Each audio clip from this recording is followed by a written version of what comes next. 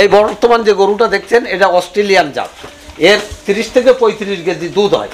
এর মার হয়েছে, সেই মারের বাছুরেরা আমার কাছে 13 মাসে, আমার এখানে 13 মাস বয়স হচ্ছে এই গরুটার, মার কোলের থেকে হয়। এই বর্তমানে এই গরুটা যদি এর মারে যদি কেউ বাছুর সমেত কিনতে যেত 3 লক্ষ টাকার নিচে এই গরুটা কেউ কিনতে পারবে না। বর্তমানে এই গরুটা অস্ট্রেলিয়ান জাত। এই যে গরুটাও দেখতেছেন এটা ওই একই জাত, একই গৈলির গরু, একই রকম মা, এদের মা একই রকম। এই যে দুটো গরু একই রকম মা, একই রকম এরা। এর মাছের জিভ সাদা, পা মোটা, ন্যাস খাটো, মানে মাথার দিকে একদম দেখতেছেন মসির মতো দেখা যাচ্ছে। গরুগুলো খুব বড় হয় আর কি, খুব ভারী হয়। আর এই যে গরুগুলো দেখতেছেন এটা হলো ক্রস, ওই একই জাতের, এর হলো ক্রস, মানে করেন 2-3 বার মার কাছ থেকে ঘুরতে ঘুরতে এসছে। এরও 10-15-12 কেজি 15 কেজি দুধের আশা করা যায় এই গরুটার। আর এই যেটা দেখতেছেন এটা হলো জার্সি, যেটা বলে জার্সি, এরও ওরকম 20-22 কেজি দুধের আশা করা যায়। এই সে জার্সি গরু যেটা বলা হয়, সেই জার্সি গরু। এটাও ওই একই জিনিস, এটাও জার্সি গরু। এর আগেও আপনাদের আমার মনে হয় আমার ভিডিও ছিল, জার্সি গরু আমার গলি ছিল, তার 20-22 কেজি 25 কেজি দুধ হয়েছে, আমার গলি ছিল এই গরু। এটাও যা দেখতেছেন এটাও জার্সি, এটাও যা দেখতেছেন এটাও জার্সি।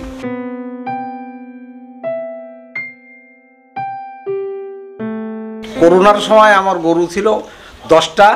এই করোনার সময় দুধের আকালে আমার খুব নিম্ন দামে এই গরুগুলো বিক্রি করে আমি খুব ক্ষতিগ্রস্ত হয়ে যাই। সেই করোনার পরের থেকে আবার নতুন করে সেজে উঠতে আমার সময় লেগেছে। আমি এখন বর্তমান 6টা গরু রয়েছে, বর্তমান 2টো গরুর গায়ে, মানে 2টো গরুর বীজ দিছি, বাকি 5টা গরু এখন বীজ দেওয়ার পথে। এই বর্তমান আমার যে গরুগুলো আছে, একটা গরুর বীজ দিছি 13 মাসে, তার পরেরটাও ওইরকম 13 মাস বয়স হয়ে গেছে, তার পরেরটা 12 মাস হয়েছে, তার পরেরটাও 12 মাস, তারপরে আর একটা রয়েছে 14 মাস, আর আগেরটা 18 মাস। 18 মাস গরুতে একটা বীজ দেওয়া হয়েছে, আর 13 মাসে একটা বীজ দেওয়া হয়েছে। বর্তমান এই গরুগুলো বর্তমান মার্কেট অনুযায়ী 5,40,000 টাকায় গরুগুলো কেনা।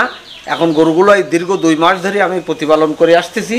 আমি আশা করেছি যে আমি এই গরুগুলো যদি বাছুর নিতে পারি, যদি আর একটা করে বাছুর হয়, পুনরায় আমার গোল আবার যেমন আমার খামার ছিল ওই রকম গড়ে উঠবে বলে আশা করছি।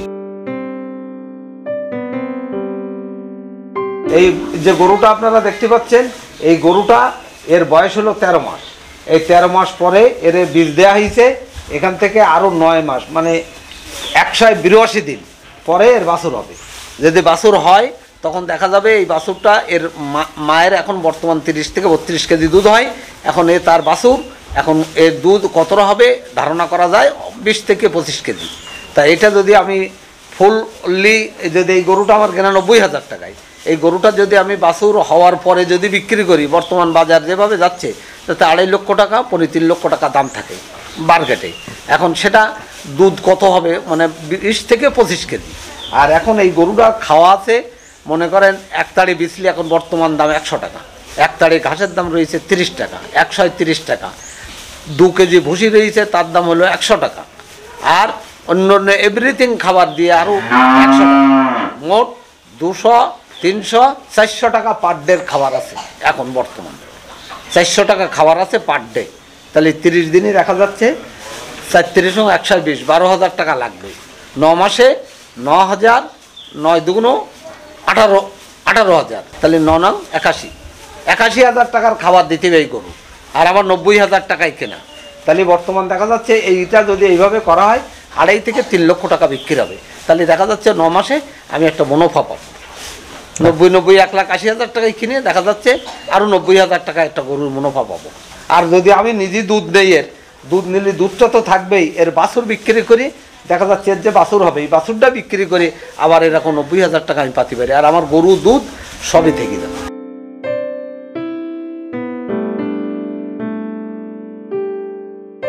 বাইরের ডাক্তার দিয়ে এসে ডাক্তারি করা সম্ভব না।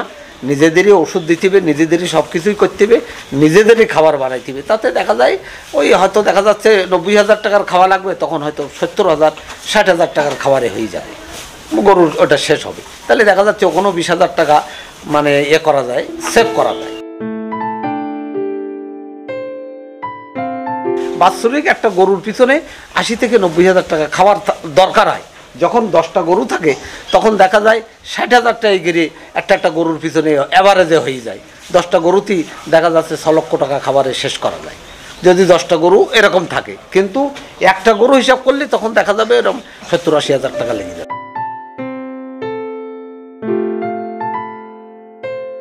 মানে কৃষকের উপরে বা কৃষির উপরে যেমন ব্যাংক উইথ পশু হসপিটাল, আর এই পশু হসপিটাল আমি একটা পশু নিবন্ধন করতে গেছি, আমার 15 দিন সময় দিয়েছে, আমার ডেলি গেছি আর আইছি, তাহলে একটা মানুষ একটা নিবন্ধন নেবে। তা যদি এইভাবে হাঁটতে থাকি যাতে থাকি তাহলে আমাদেরও তো কাজ আছে। আর ওষুধের কথা বললি ওই একটা গরুর 3টে ওষুধ বিদায়।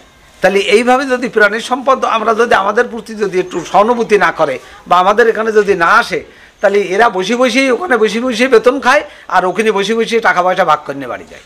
এদের কাজ হলো এটা। ব্যাংকগুলোর জন্য আমরা যেখানে দাঁড়ে দাঁড়ে ঘুরতেছি, আমি 8 শতক জমি, তার দাম 45 লক্ষ টাকা, সেই জমির বন্ধক দিয়ে আমি টাকা নেব।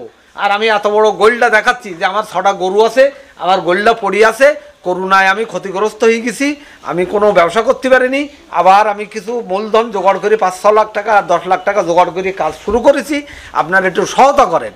ব্যাংকের দ্বারে দ্বারে ঘুরেও কোনো ব্যাংক আমাদের মোটে তাদের ওই অফিস পর্যন্তই শেষ।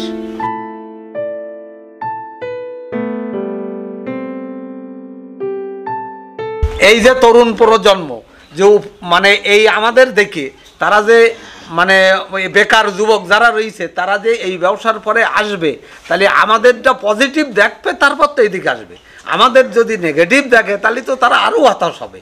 তাই এই সবগুলো মানে আমরা যাতে পজিটিভ করতে পারি, আমরা যাতে ব্যবসায় সুফল আনতে পারি, এইগুলো বেকার যুবক যারা রয়েছে, ইয়ং জেনারেশন যারা রয়েছে তারা দেখে মানে যদি আশা করে যে আমাদের প্রজন্ম পাচ্ছিছে করতে, তাহলে আমরা কেন পারবো না, উপলব্ধি করবে, তারা বা এই কাজে আগেই আসবে। আমি আশা করি এটা করলে বেকার সমস্যা সমাধান হবে, বাংলাদেশে গরুর সমস্যা সমাধান হবে। আমাদের ভারতের উপরে নির্ভরশীল থাকার কোনো প্রয়োজন নেই। আমাদের এখানে যে পরিমাণ গরু আমরা প্রোডাকশন দিতে পারি, বর্তমান বাজারে 500 টাকা 550 টাকা গোশ বিক্রি করলেও আমাদের লোকসান হবে না, যদি গভর্নমেন্টভাবে আমরা যদি সহযোগিতা পাই বা আমরা যদি এই গরুর চাহিদা মেটাতেও পারবো।